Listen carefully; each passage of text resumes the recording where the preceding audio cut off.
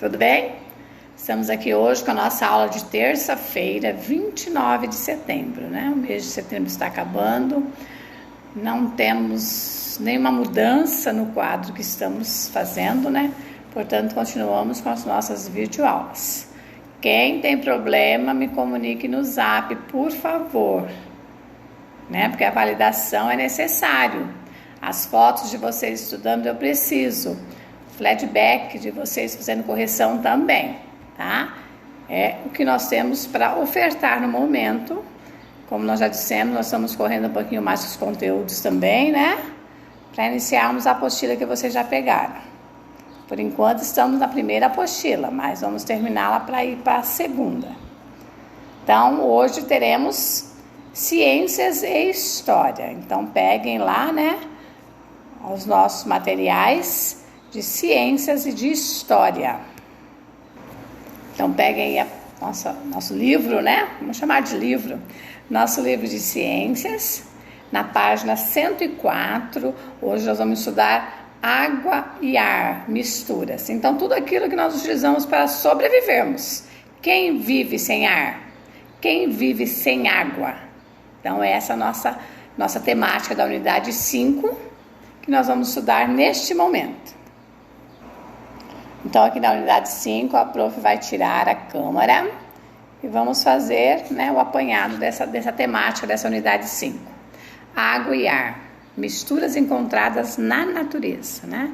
Estamos visualizando ali um mar, né, com as suas pedras. Logo abaixo nós temos um pouco de vegetação. E ali ele nos pergunta: o ar atmosférico e a água do mar retratados na imagem são exemplos de misturas? Sim ou não? Por quê? Sim, são exemplos de misturas, né? Porque mesmo que ali nós temos o mar, a vegetação, nós temos o ar, aquilo que dá sobrevivência. Existem outros elementos da natureza que são formados por mais que um componente? Também existem. Existem também vários componentes da natureza, que tem mais de um componente. Então, nessas questões ali, os componentes, nós estamos vendo ali uma imensidão do mar, que o mar é infinito. Mas o mar só tem água? Não, tem os sais minerais, né? O sal sai da água do mar, né? Então, já é uma mistura também desses componentes, né? O ar, nós temos duas combinações também, né? Do oxigênio, gás carbônico e hidrogênio. E o hidrogênio.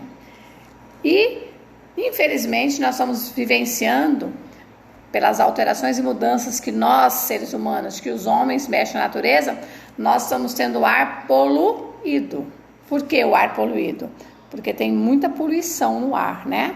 Das indústrias, dos carros, tudo aquilo que é impuro está sendo um componente de mistura para o nosso ar. Tá bem? Então, vamos seguir para a página seguinte. Infelizmente, no momento, a gente vai fazendo só leituras, né? Tem alguns experimentos, mas aquilo tudo que era para a gente fazer lá juntos, neste momento não está sendo, né, possível. Então, vamos fazer a leitura, porque é algo que está relacionado à nossa vida, não é nada diferente. É só o aprendizagem para saber a sequência certinha, né, dessas fases. A água é muito importante para a vida na Terra, pois todos os seres vivos precisam dela para viver. Nós, seres humanos, por exemplo, precisamos de água para manter o bom funcionamento do nosso corpo. Veja as duas situações a seguir, nas quais as crianças estão bebendo água. Então, ali, ó, no bebedouro ali com a bica, né, e o outro na garrafinha. A água é necessária para a hidratação do nosso corpo. Por isso, devemos ingerir cerca de 2 litros de água todos os dias. Então, no mínimo, né? Quem de vocês toma 2 litros de água? Vamos começar a se policiar. Pelo menos, no mínimo, nós temos que tomar 2 litros de água. São 2.000 mililitros, né? São 2 litros, né? 2 litros de 1 litro de água, né? 1 mais 1, 2 litros de água. No caso ali, naquela fonte que ela está bebendo, é meio difícil a gente saber certo o quantitativo de água. Agora, se eu tomar nas garrafinhas ou nos copos que tem a medida, eu vou saber controlar melhor a quantidade de água que eu estou absorvendo por dia. Junto de seus colegas, nós não estamos ali, né, para se juntar, mas a gente pode fazer esse registro. Quais tipos de água as crianças da imagem estão bebendo? Então, a gente pode visualizar, mesmo sem fazer o comentário entre nós, né, e vamos responder. Estou bebendo água, né, água mineral da garrafinha, né? E a água filtrada do bebedouro. Então, 2 estilos de água. No bebedouro, tem que ter um filtro, tem que ser água filtrada. E na garrafinha é a água mineral, que vem direto da fonte, né? Pelo menos quando a gente compra com esse intuito. Segundo, por que não é recomendável beber água que sai da torneira da pia? Por quê? Mesmo que seja de poço, mesmo que ela seja uma água tratada, por que não é recomendada para nós tomarmos aquela água ali, sem filtrar? Então, por que a gente não é bom tomar água da torneira? É sempre ter um filtro. Ou então comprar essa água mineral direto, né? Que já é um custo mais caro para as famílias. Por quê? Porque na água da torneira podem ter impurezas, que pode prejudicar a saúde do nosso corpo, né? Se vem direto lá do poço artesiano, pode ter pedras, areias, alguma argumentação que pode fazer mal para o próprio estômago e para o organismo, né? Afetar os rins, né, o estômago. Então nós temos que cuidar, temos sempre que ter um filtro em casa, tirar a água ou da que vem pelo esgoto, né, que é a água que vem direto com o cloro, ou a água do próprio poço de casa. Nós temos que filtrá-la. Além de beber a água, em quais momentos do seu dia a dia você utiliza esse líquido? Bom, beber, nós temos que beber águas várias vezes ao dia, né? Pelo menos 2 litros. No que mais a gente utiliza? Quando nós levantamos, tomamos banho, escovamos os dentes, não é isso? Quando a gente vai para o café, né? Se fez suco, ou se fez chá, ou se fez café, foi utilizado água na alimentação, né? Lava roupa, lava louças. Então, acrescente aí as várias utilidades da água por dia para nós, né? Então, é impossível vivermos sem a água. Página seguinte. As misturas na natureza. A maioria dos materiais encontrados na natureza é composta por misturas, pois apresentam mais de um componente. Elas podem estar no estado líquido, sólido ou gasoso, que nós já estudamos nas aulas anteriores, né? Sobre os estados da água, né? Líquido, sólido ou gasoso. A chuva, por exemplo, é uma mistura líquida. Os gases lançados por um vulcão são encontrados no estado gasoso. As rochas, como o granito, são sólidos. Então, aqui ele está dando exemplo, né? A chuva é líquido, os gases são gasosos e as rochas são sólidos. Vamos ver sobre a água. A água é essencial para a sobrevivência de todos os seres vivos, plantas e animais. Apresentam esse líquido apresenta esse líquido em seu organismo e necessitam dele para viver. Os seres humanos, por exemplo, utilizam a água do planeta na alimentação e na higiene pessoal.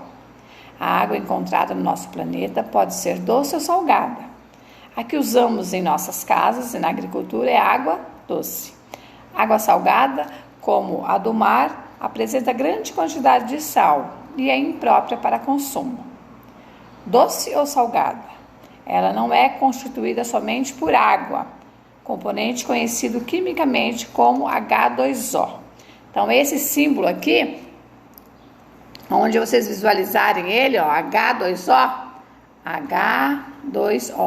é o símbolo da água.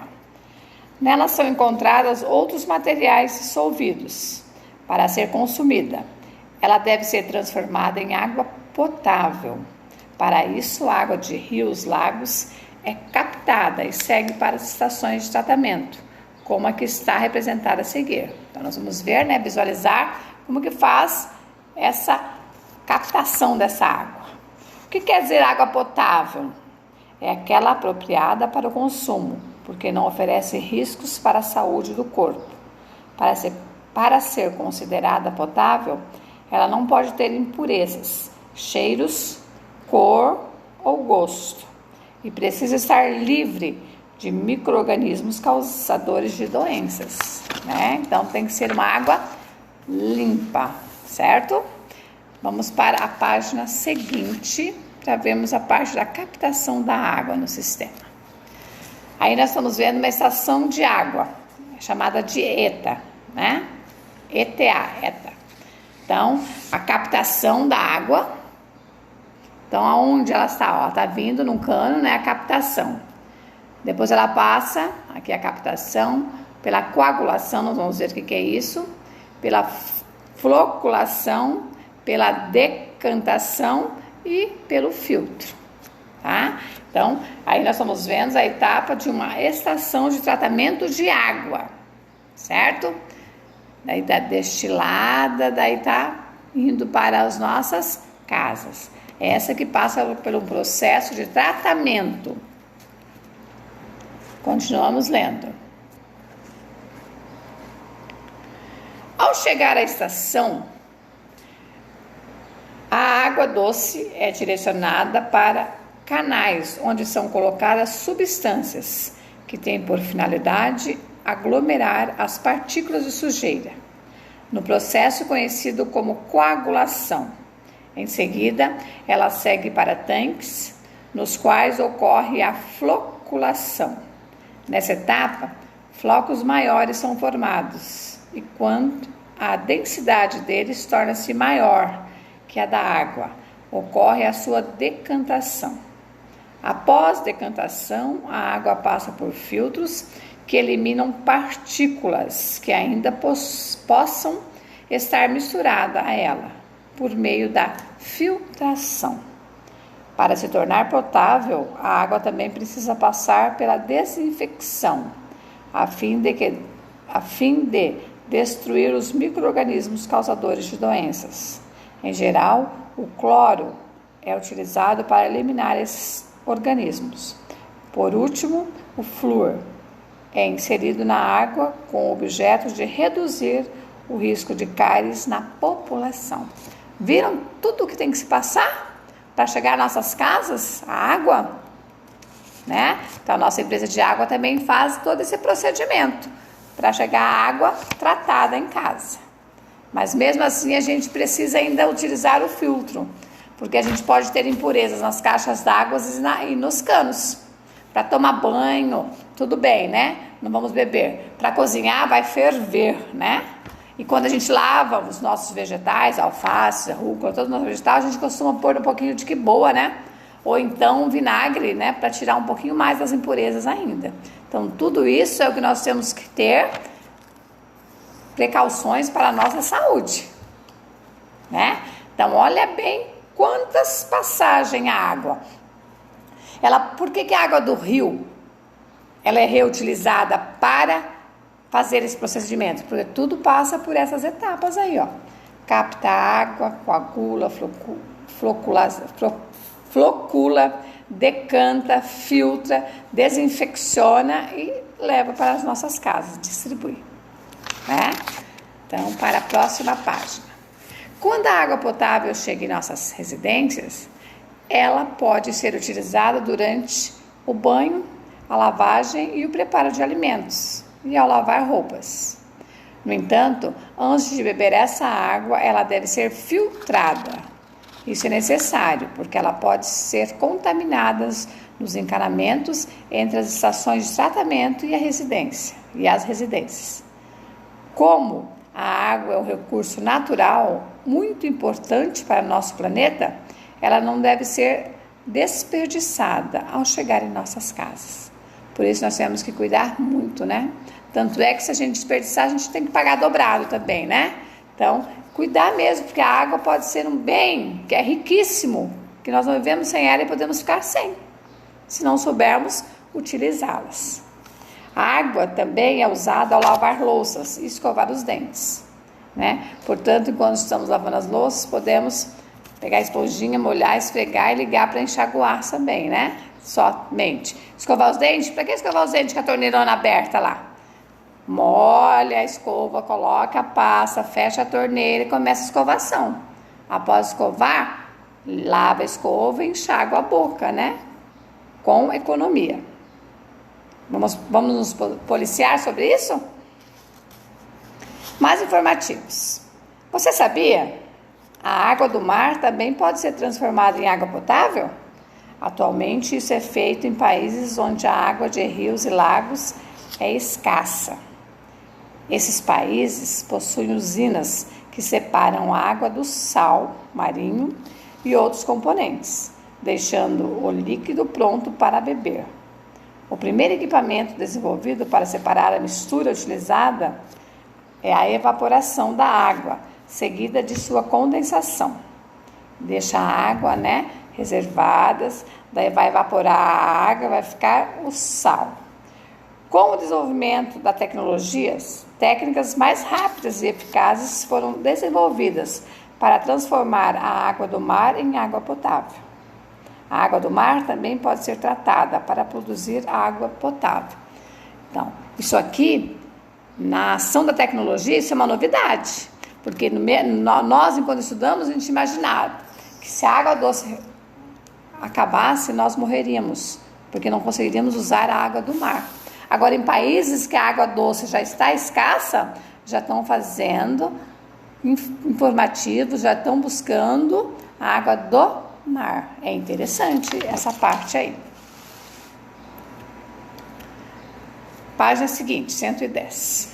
Leia junto com o seu grupo a história em quadrinhos. Água boa para beber, da turma da Mônica, que está disponível. Então, a professora vai encaminhar para vocês, tá? Essa historinha aí, com a leitura das ações ali, da turminha da Mônica, tá bom? Vamos lá para pôr para vocês ouvirem a historinha. Poluição da água. Vamos aqui no item aqui embaixo agora, ó. Poluição da água.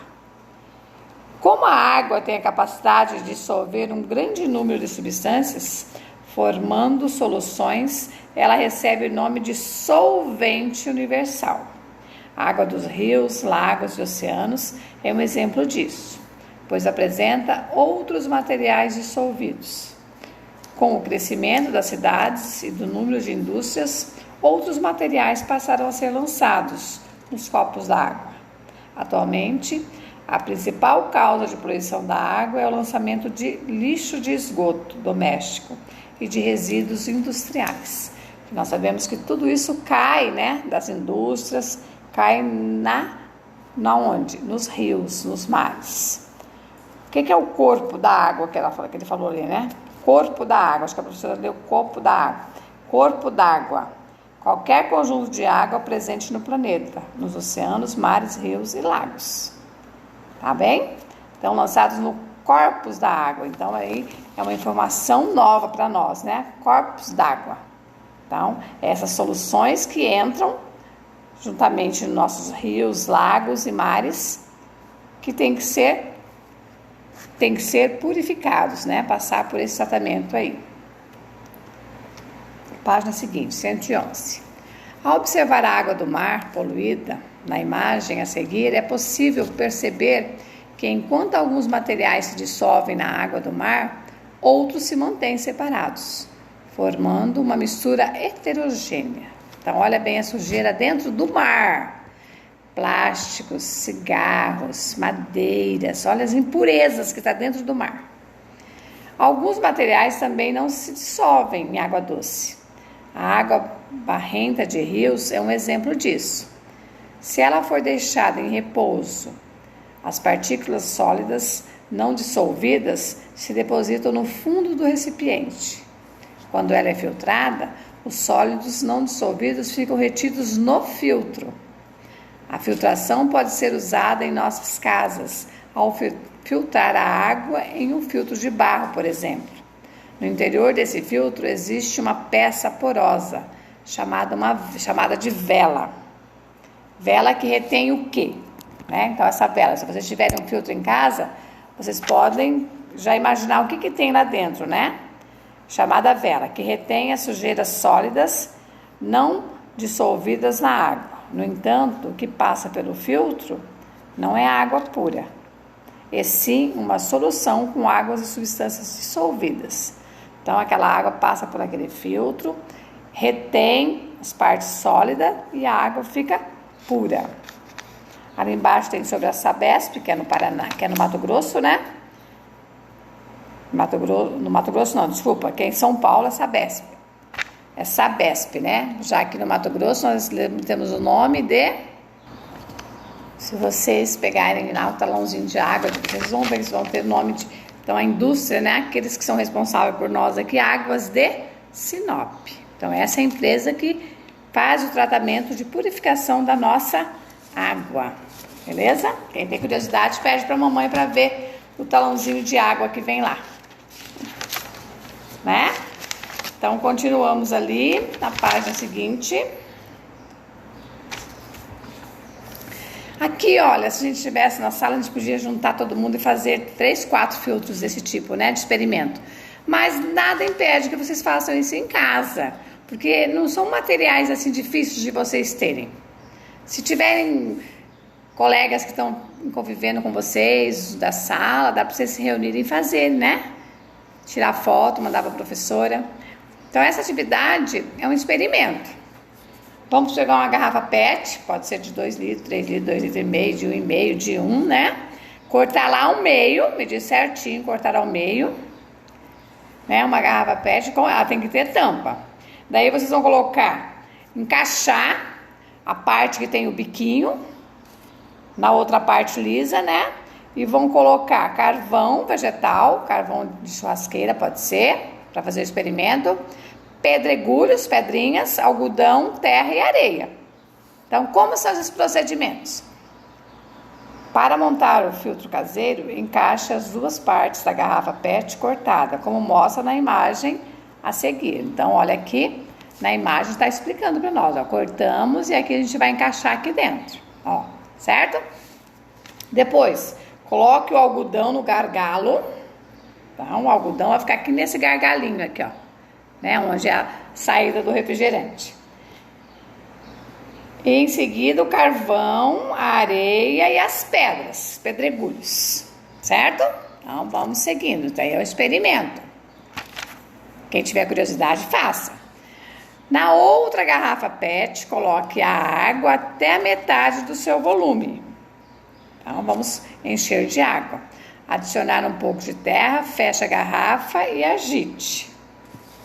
Então, chacoalhou ela ali, né? Olha bem como que está a ação. Coloque essa mistura de água e terra no filtro caseiro, aguarde alguns instantes e observe o que acontece. Então, vocês vão pegar esse experimento aqui, vocês vão observar que a água vai ser filtrada, ó. Se a água tiver com alguma impureza, vai ficar aqui em cima nessas camadas, tá? Voltamos aqui nessa página, ó. Então, porque você pôs o algodão, né? O algodão primeiro, né? Depois você colocando o carvão, a areia e as pedrinhas, ó. Então, a água vai sair, deixa lá que ela vai ser um processo bem devagar, não vai ser? Né? Daí você encheu aqui essa parte de cima aqui, ó, a água aqui, e ela vai descer pra cá. Então, a água vai aqui em cima onde tá essa sequência. E você vai ver que a água vai ficar branquinha, branquinha, vai ficar pura, porque esse é um dos processos manuais, né? Que é o processo do nosso filtro, né? Da nossa pedra que tá lá no filtro de casa. Vamos para as questões que ele está nos colocando aí. Qual a aparência da água antes e depois de passar pelo filtro? Você notou alguma diferença? A água estava amarelada e ficou branca? O que você notou? Por que será? A separação de misturas pela filtração funciona? Funcionou aí ou não funcionou? A terra, ela desceu ou ela ficou lá certinha nas camadas dela? E a água ficou limpa? Então, faça o experimento e preenche. Vamos para o tópico o ar atmosférico. Apesar de o ar não ser visível, ele é fácil de ser percebido por meio do vento. Ou seja, do ar em movimento. Outra forma de perceber o ar é realizando experimentos simples, que vamos mostrar a seguir. Então, tem um copo de água, vamos lá. Note que um pedaço de papel amassado foi colocado no fundo de um copo. Em seguida, o copo foi inserido de boca para baixo em um recipiente contendo água. Ao retirar o copo, é possível perceber que a água não molhou o papel. Por que isso ocorreu? O ar que existe dentro do copo impede que a água entre e molhe o papel. Será? Vamos fazer esse experimento? Amassa um pedaço de folha de caderno bem amassadinha, põe no copo lá embaixo, né? Bem lá embaixo.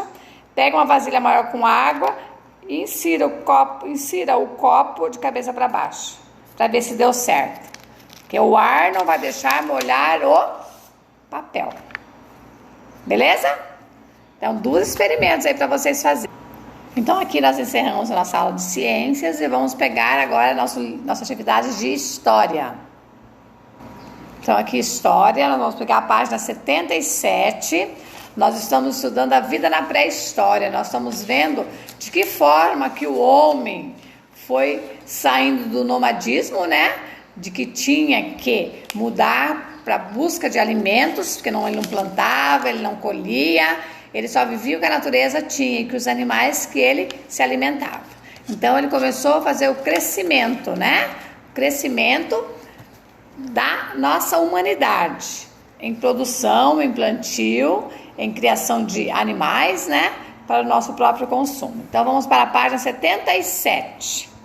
Vamos lá.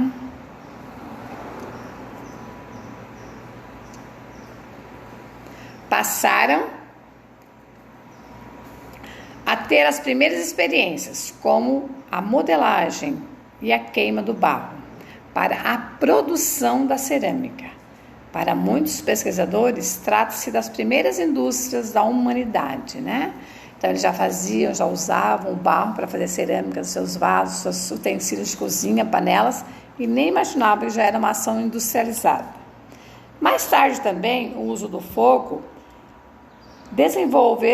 desenvolveu-se a fundição de metais. Então já extraíam, né, do subsolo os metais, o ouro, a prata, o ferro, já começavam uma nova mudança também, né, de industrialização. O cobre, depois o bronze, depois o ferro. Os pesquisadores chamam esse período de história da idade dos metais. Os metais eram derretidos e em seguida moldados para serem utilizados como recipiente do uso do cotidiano. Ferramentas, instrumentos agrícolas, armas e armaduras, além de serem utilizados na produção de ornamentos como colares, pulseiras, braceletes, entre outros. Então já há anos, né, que tem-se esses objetos, né, como produtividade da mudança do homem na vida, né? Na evolução da vida. Logo a seguir, nós vamos ter já algumas interpretações.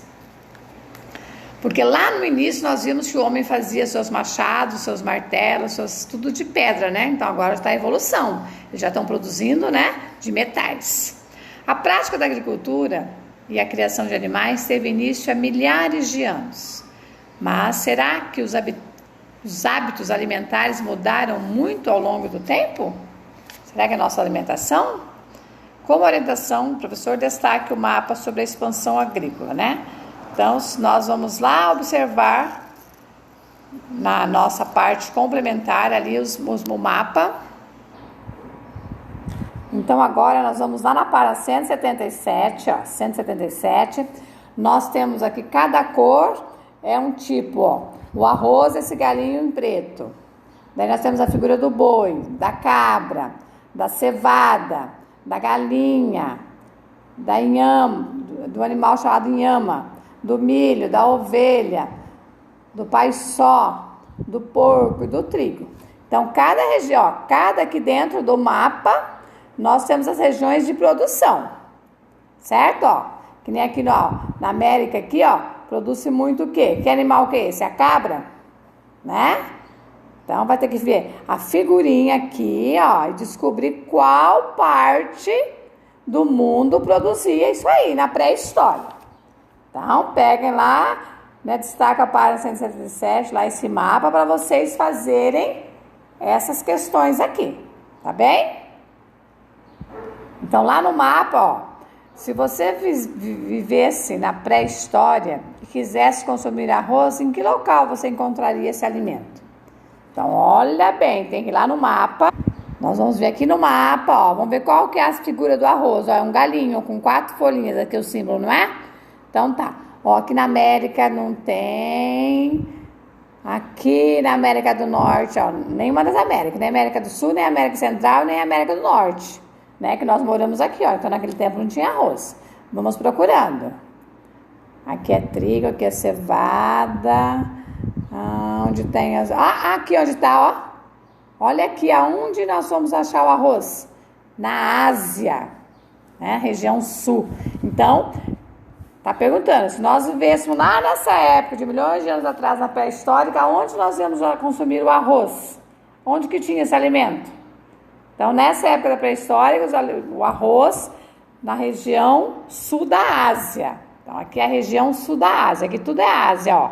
Então, aqui embaixo é a região sul, que seria norte e sul, né? Pela roda dos ventos, que é um dos ligamentos em todo o mundo. Então, viram? Então, vamos completar. E depois vamos completar as seguintes também. Ó, tudo é uma sequência. Você vai localizar no mapa os 3 alimentos que você gosta, em que lugares que está, em qual região do mundo a agricultura e a domesticação de animais surgiu primeiro, como você chegou a essa conclusão fazendo o estudo no mapa. Então, vamos lá. É fácil, prof? Não é fácil, é difícil. Analisa o mapa e tenta montar suas questões. Página seguinte. Complete o quadro com os nomes dos alimentos consumidos durante a pré-história em cada continente. Então, voltamos lá para o mapa. Então, tudo tem que ser no mapa, tá? Então, vamos ver aqui, ó. Vamos ver aqui a América. O que a América produzia? De alimentos. Não é ainda de animais. Então, aqui eram animais. O que é esses amarelinhos aqui, ó? O que são esses amarelinhos aqui, ó? Milho, né? Então, na América, nós tínhamos milho, certo? Vamos na parte da Europa. Ó, a Europa tá aqui, ó. Europa. O que na Europa tem? Tem o quê? O trigo, né? Qual que é o nosso modelinho de trigo? Qual que é o trigo? Ó, o trigo, essas folhinhas que são circuladas até hoje. Então, lá na África tem trigo. Lá na África... não, nós estamos falando da Europa, né? Desculpe. Na Europa, nós estamos aqui na Europa. O professor já pulou para a área. Aqui na Europa, nós temos trigo e cevada. O trigo e a cevada. Não são os animais. São os alimentos ainda, né? Dentro da agricultura. Vamos procurar o outro. Outro continente. Aqui, ó, nós vamos localizar o continente da África, africano. Então, o que tem na África? Ó, esses galinhos aqui é trigo, que é perto da Europa, não é? Esses montinhos assim é a cevada, também tem na África. E tem um outro diferenciado, que tem um nome diferente também, né? Que é o paissô. Cadê o paissô? Ó, o paissô são esses aqui, né? Parecem com o trigo. Que é o trigo é mais, né? E esse paissô também tem a aparência de trigo, mas é um outro alimento que eles usavam, né? Que produzia na África. Então, vamos lá. Agora, vamos achar o continente da Ásia, asiático. Ele está aqui, ó, o continente asiático. O que produz aqui? O arroz, que nós estamos vendo ali, a cevada e o trigo. Então, pelos continentes, continente americano, continente europeu, continente africano e continente asiático, da Ásia. Quais os plantios, o que surgia, o que tinham na pré-história. Tá bem? Então, voltamos para a nossa... Então, a gente colocando os alimentos nesse exercício aqui de cima, né? Nos 4 continentes. Aqui vocês vão fazer uma tarefinha de casa com a família, com os pais, com os avós, quem está com vocês. Com a ajuda da sua família, faça uma lista dos alimentos que vocês consomem em sua casa e que também aparecem no mapa, como a alimentação dos povos primitivos. Então, de tudo aquilo que tem lá no mapa, então tudo que tem aqui no mapa, dessa listagem aqui, ó, o que vocês consomem em casa? Daí vocês vão colocar lá no na nossa lista com a família. Então, vocês vão olhar lá no mapa e vão colocar nessa lista aqui, ó. O que tem lá, que já era da pré-escola, que vocês consomem no dia a dia na casa de vocês. Fácil, né? Então, vamos lá. Seguindo em diante, essa página 80 e 81 não vão fazer, porque seria um trabalho mais coletivo. Não é para fazer. Não, a 80... e nem a 81, tá? Vamos fazer a 82. 81, 80 e 81 não precisa trabalhar, tá bem? Não precisa fazer. Seria mais fácil se a gente estivesse na escola para resolver esse problema. Então, vamos para a página 82. Já é a interpretação. Leia as afirmativas a seguir e marque V para verdadeiro e F para falso. Vamos prestar atenção. Os primeiros povos primitivos eram sedentários? Os primeiros povos já viviam sedentários, já não andavam, já não caminhavam. Será? Outro. Por não produzirem o próprio alimento, os primeiros seres humanos eram coletores? Né? Eles eram nômades, não eram? Eles eram coletores. Terceira. Além da coleta, a caça era uma forma de conseguir alimentos? Né, os nossos nômades lá, quando eles começavam a comer só o que a própria terra produzia para eles, os animais? Verdadeiro ou falso? Bem fácil. 2. Com as grandes transformações na história, os pesquisadores classificaram os povos primitivos em 2 grupos. Caçadores e coletores. 2 grupos. Caçadores e coletores, agricultores e pastoreiros. Foram fases dessa história. Não é isso? O que os caçadores e coletores faziam? Então, eles eram famílias de nômades, né? Que viviam em um lugar da terra enquanto tinha o que comer de vegetação e que tinha os animais. Acabava, eles iam para onde? Migravam em busca de outras terras que tivessem esses alimentos. Então, essa é a primeira fase. A segunda, agricultores e pastores.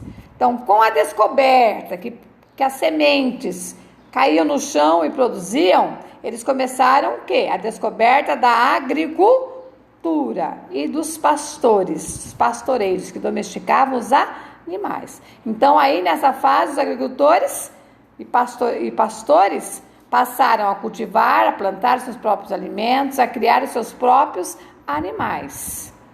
E fixaram um lugar por meio do processo do sedentarismo, da sedentarização. Eles ficavam no mesmo lugar, eles não precisavam buscar, correr, buscar alimento. Eles plantavam e eles tinham seus próprios animais. Então, aí começou a fase do sedentarismo, a fixar moradia. Certo? Então, caçadores e coletores eram os nômades, que ficavam em um lugar enquanto tinham alimentação e os animais, né? Quando acabava ali, eles levantavam a barraca, migravam para um outro lugar. Esses são os nômades. Os sedentaristas, eles descobriram a agricultura, plantando cidade e cultivavam seus alimentos. E ao mesmo tempo criavam animais para a sua sobrevivência. Então, esses são os sedentarismo, é a sedentarização. Beleza? Vamos para a próxima página. Aqui, nós vamos fazer a nossa identificação do mapa do Brasil, né? 3. Identifique o local apresentado no mapa e na imagem a seguir. Depois, explique por que esse local é referência para os estudos sobre a pré-história brasileira. Então, a gente está vendo aqui o mapa do Brasil, com as regiões, com os seus estados, né? Com os seus estados ali, né? A parte de água, dos oceanos, as linhas, né? Explicando certinho. Então, esse mapa, localização de Lagoa Santa, em Minas Gerais. Então, nós vamos trabalhar somente ali, onde vai falar, né? De Minas Gerais, que é esse que está em rosa, né? Ó. Então, vai definir aqui Minas Gerais, né? A região ali, que fica no sudeste do Brasil. E esse mapa, nós temos a escala, nós temos a Rosa dos Ventos, não temos a legenda, mas temos aqui a fonte, né? Diretoria dos Geociências, Coordenação de Cartografia. Vista da cidade de Lagoa Santa, em Minas Gerais. Então, vamos fazer essa análise agora, o que pede ali embaixo. Então, vocês ouçam bem o que a professora vai dizer aqui, desse pedacinho aqui, que é o estado de Minas Gerais. E aqui nós estamos fazendo a visualização dessa linda cidade, né? E Lagoa Santa, que fica no estado de Minas Gerais. Então, aí você tem a vista da Lagoa Santa, em Minas Gerais.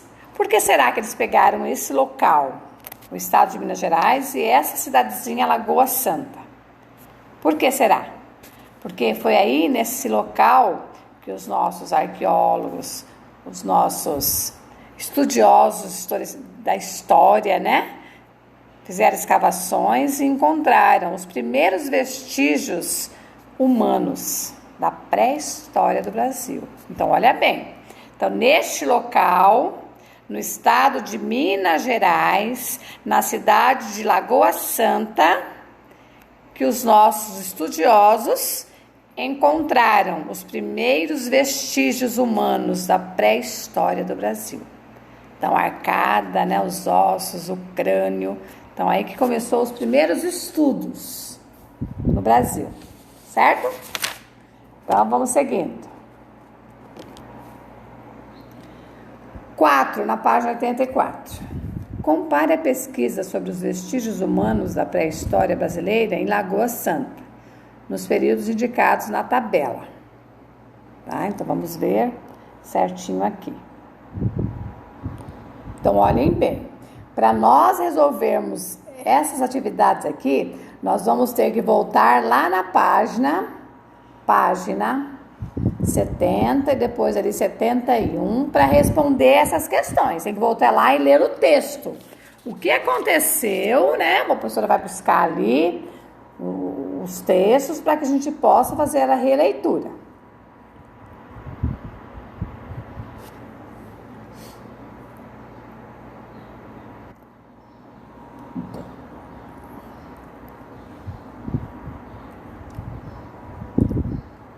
Então, aqui, ó, nessa função vai dizer o que os estudiosos lá, Peter Werlind, encontrou nessa região, né? Depois de 1970, o que os pesquisadores? Por que, na página 71, por que Luzia e seu povo não buscavam abrigos em cavernas, mas em locais abertos próximos a nascentes do riacho? Sobre a lagoa, a agricultura ali, que período foi esse? E o 7, relacionar a descoberta da agricultura. O que eles iniciaram, né? Que eles primeiro notaram o quê? Que as plantas floresciam, davam semente, as sementes caíam e germinavam. Não é isso? Então, daí eles fixaram a moradia deles e começaram o processo do sedentarismo. Moradia própria. E descobrindo através da agricultura, né, a evolução. E também de ter os animais, né, para sua própria sobrevivência. Então, eles criaram ferramenta, começaram a produzir o seu próprio alimento e outros hábitos e costumes. Tá bem? Então, voltam lá para a gente fazer essa leitura. Seguindo. 8º. O desenvolvimento de algumas técnicas agrícolas na pré-história foi essencial para a prática da agricultura atual. Vamos observar a imagem. Então, nós temos aqui uma imagem, ó, lá da Ucrânia, né? 2016, da Itália em 2018. Então, olha bem, o que teve de evolução? que antigamente começaram a descobrir os arados, né? Pregavam próprios animais, os cavalos, né? O que tinha de animal para puxar o arado, para arar a terra, para o plantio. E depois, já em 2018, a evolução na Itália, o trator, né? Que era já uma peça, né? Um motorizado, né? Com rodas, não era mais os animais, né? Judiando dos animais, mas que o homem já poderia fazer o seu próprio arado com o trator. Questão A. Qual técnica usada na agricultura das duas imagens retratam? O que eles fazem? Tanto esses aqui que estão com os cavalos, quanto esse aqui que está com o trator. Qual que é a técnica que eles estão fazendo ali? É a técnica do arar o solo. Então, qual é a técnica? A técnica de arar o solo. B. Qual imagem retrata a técnica de forma mais semelhante ao que era na pré-história? A figura 1 ou a figura 2? É a imagem, né? A imagem de 2016, lá na Ucrânia. Começaram assim, foi criando, né, essas técnicas. Pois era a força do arado, era o animal que puxava o arado. Então a B, o que foi usado, que surgiu na pré-história? Foi a imagem de 2016, lá na Ucrânia, que começaram a atração, né, do animal para puxar o arado na terra. C. Qual imagem retrata a técnica de forma diferente do que era na pré-história? Daí já é a mais atual, de 2018, né? Que é da Itália, aonde o homem, né, inventou o trator que conduzia a pessoa a mexer na terra, porque arar é mexer, né? É mexer na terra para poder usar para o plantio. E hoje nós temos ainda, em 2020, outras maiores ainda, né? Temos plantadeiras já industrializadas, você não precisa mais do homem ficar plantando, né? A mão de obra diminuiu nesse espaço, mas o avanço da tecnologia na agricultura. A 9. Explique o que foi a idade dos metais. Então, nós vamos procurar lá no texto, onde fala da idade dos metais. Então, nós vamos voltar na página 77, que vai falar aqui, ó, sobre a idade dos metais, ó. Tá vendo? Vai responder a questão que nós estamos lá na página 85. Então, vocês vão ler esse texto aqui, da página 77, e vão responder as questões da página 75, ó. Essa questão aqui, tá lá na página 77, o texto que vocês vão explicar que foi a idade dos metais. Então, foi o período que os seres humanos começaram a usar o fogo para fundir os metais, como cobre, bronze e ferro. Certinho? Então, vamos lá. Então, agora nós estamos colocando o conhecimento que nós lemos lá, né? Se nós temos dúvidas, tem que voltar lá e ler todo o capítulo que começou ali, a unidade 3, para nós conhecermos e preenchermos isso aqui. Não é facinho assim não, tem que ler. Aqui nós vamos relacionar as imagens, nós temos aqui, ó, as imagens dos animais, né? Nós temos o cão, a vaca, a ovelha e o cavalo. Vamos relacionar em cada função que ele tem, né? Então, a imagem a seguir com a descrição de como aconteceu a domesticação desses animais. Vamos ver aqui o primeiro quadrinho aqui. Criado para o consumo de sua carne e leite. Quem foi criado para o consumo de carne e leite? Quem? Quem desses 4 animais? Vamos ligar. Então, vocês vão ter que fazer certinho. O primeiro vai ser o quê? E o restante vocês vão lendo e ligando. Qual referência tem cada animal? Fácil, né? O que nós aprendemos nessa unidade? No primeiro bloco aqui, no primeiro círculo, nós estamos dizendo e nós aprendemos que os primeiros povos primitivos eram nômades, pois precisavam se locomover em busca de alimento, não tinham moradia fixa. Logo depois, né, a chavinha, durante a pré-história brasileira, os povos primitivos conviveram com animais gigantes, né? Eram aqueles animais lá que não existem mais hoje, né? A megafauna como preguiça, tatu, gigantes, tigres, dentes de sabre, entre outros. Depois estamos retornando aqui. Com a descoberta da agricultura, os povos primitivos passaram pelo processo de sedentarização, ou seja, fixaram-se em um mesmo lugar, construindo moradias fixas, né? E chegamos aqui, as primeiras indústrias da humanidade surgiram com a queima do barro e a fundição dos metais, né? Começaram a criar com o barro as vasilhas, tanto de ornamentação quanto para próprio cozimento, e depois a idade dos metais, né? Começaram a derreter bronze, ferro, né? Como nós já estudamos anteriormente. Então, tudo isso é a evolução, né? Que aconteceu desde os primeiros povos até a industrialização. E hoje nós temos mais avanços ainda. Vamos observar aqui, então, essa cruzadinha. Nós temos aqui, né, as palavras. Aqui está escrito o quê? Né, no sentido aqui vertical. Domesticação. Que foi a domesticação dos animais.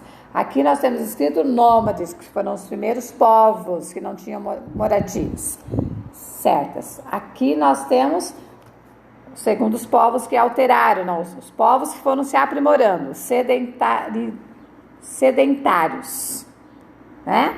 Aqui nós temos a agricultura. E aqui nós temos a palavra animais, e o de. Então, formou o quê? Domesticação de animais. Daí no sentido horizontal. O horizontal é assim. Nômades, que foram os primeiros, depois foram surgindo sedentários,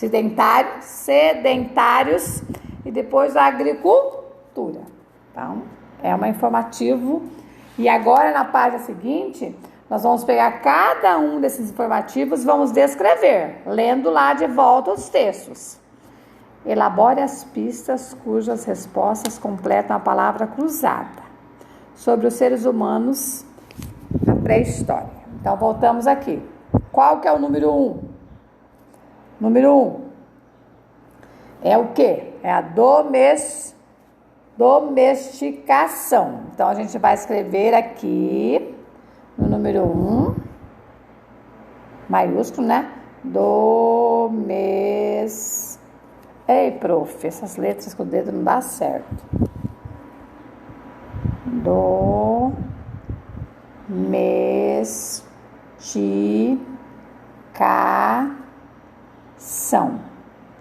Domesticação, né? Lógico que para vocês vai ficar pequenininho. Vou dizer o que é a domesticação. É o que? O processo que resultou na criação de animais pelos seres humanos, tá? Daí vamos para o número 2. O que é o número 2 aqui? São nômades. O que são os nômades? Vamos escrever aqui. Nômades. Tem um cinto fechado, né? Nômades. Os nômades, quem eram eles? Vamos escrever aqui. Os nômades foram os primeiros seres humanos que surgiram, que não tinham moradia fixa. Vamos para o outro. Voltamos lá. O 3 está aqui. Sedentários. O que foram sedentários? Vamos escrever aqui. Sedentários. Tem acento aberto, né? Agudo. Sedentários. É juntinho a palavra escrita. Quem que foram os sedentários na nossa história?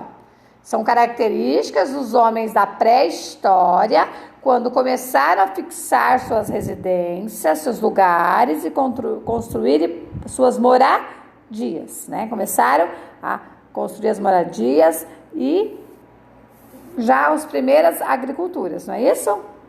Foram eles que iniciaram. Vamos para o próximo. O outro aqui, o 4. O 4 fala da agricultura, então vamos lá. Aqui no quadro vamos escrever agricultura. Ai, que feio. Agricultura. agricultura. Agricultura. Então, a agricultura. Qual é essa fase? Foi a descoberta do homem ainda na pré-história, onde passaram a cultivar, né, a plantar os seus próprios alimentos. Ok? Eu já dei as pistas, é só vocês fazerem as ações. E por aqui nós vamos terminando nossa longa aula da terça-feira. Mas é gostoso, sabia? É só vocês indo lendo. E se tiver dúvida, passa um zap. Às vezes a professora está em reunião ou está fazendo atividades da escola, mas eu vou atendê-los. Antes de terminar o dia, eu atendo. Confio muito na força de vontade de vocês, na leitura de vocês. Só tem uns 3, 4 problemas de alunos aí que os pais não estão ajudando e quem está perdendo são seus filhos, infelizmente. Tá? Beijo no coração e até quarta-feira.